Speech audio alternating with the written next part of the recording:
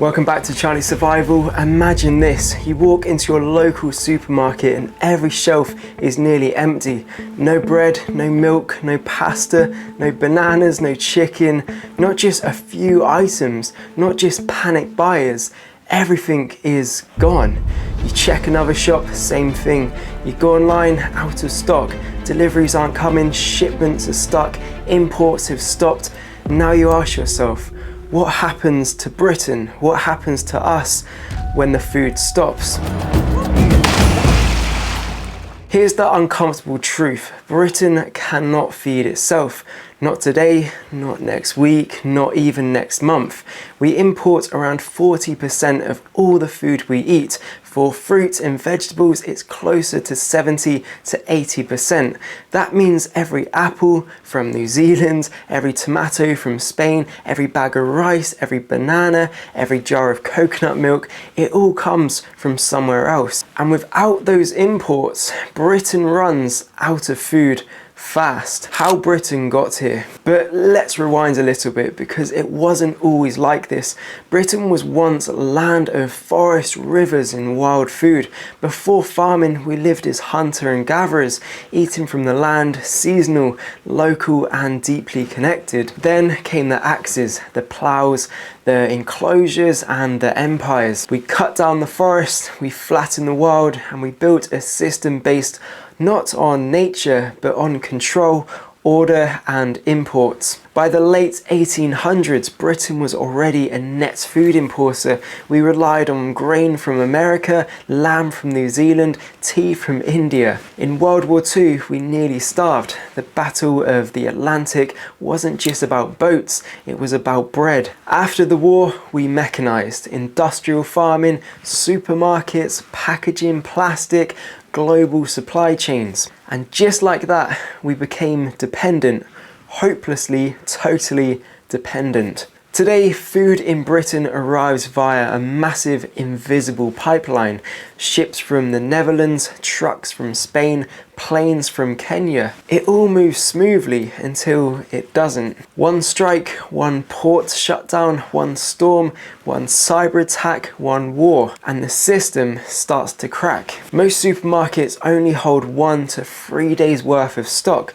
One weekend of chaos and it's all over. We don't just import food, we import soil, sun, water, labour and time from all over the world. Without those ingredients, Britain is just an island with a lot of soggy fields and not enough to feed 68 million people when the system breaks. So let's imagine it really happens. One day, no food imports. The reasons don't matter. A global conflict, a shipping collapse, an economic meltdown, a pandemic 10 times worse than COVID. No more food arrives. Day 1, people are confused. They think it's just a delay. Day 3, panic begins. Shelves are empty.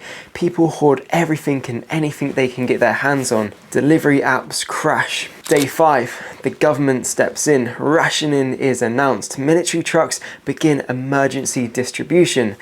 But it's not enough. Week 2, city centres are tense. Fights break out in queues.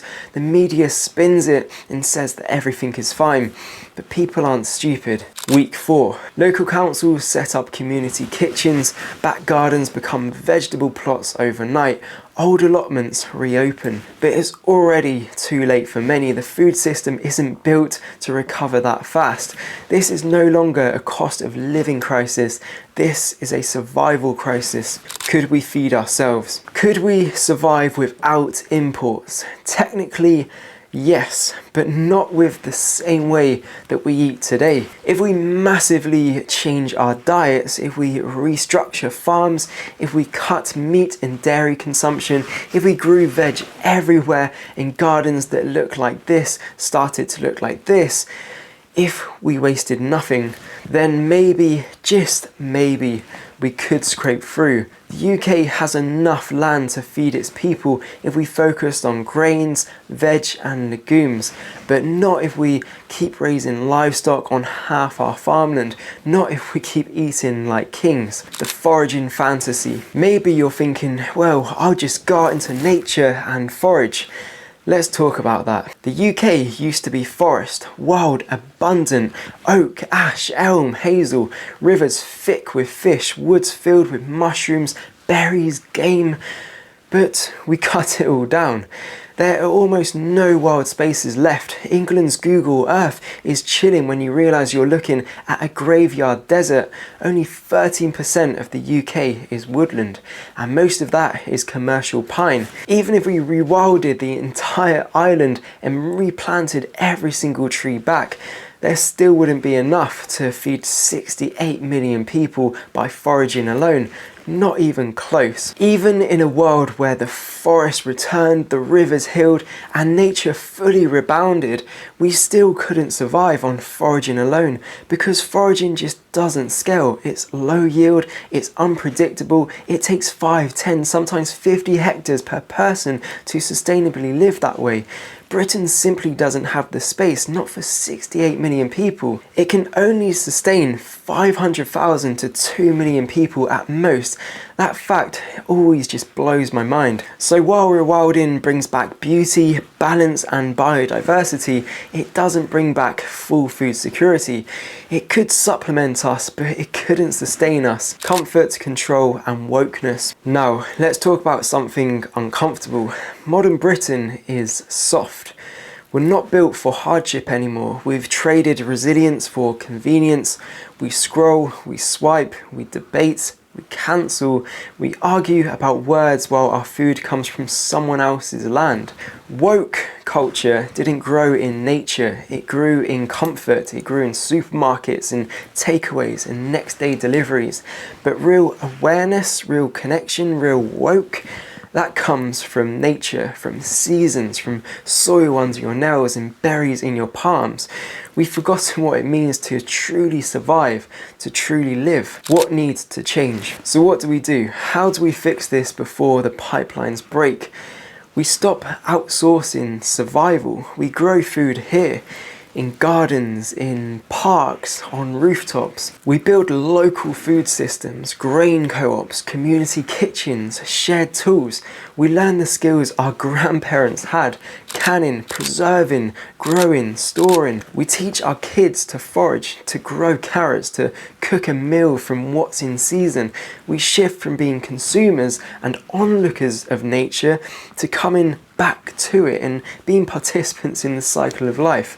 Not for nostalgia, but for survival and sanity. The real future. There is a future where Britain can feed itself, where fields grow grains, not grass, where orchards hum with bees, where people know the name of their local farmer, where cities are laced with green, where food is local, seasonal and secure.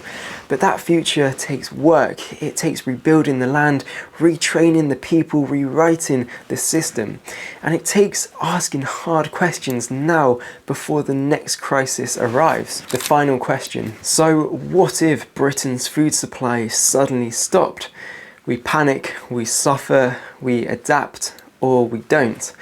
But here's the good news, you're thinking about it right now, and that means you're already one step ahead of the next headline. Don't wait for the food to run out. Grow something, learn something, prepare now. Britain can't survive on imports forever, but maybe, just maybe, we don't need to. As always, stay wild, head over to Equilor to get your hands on some gear, and I'll catch you in the next one.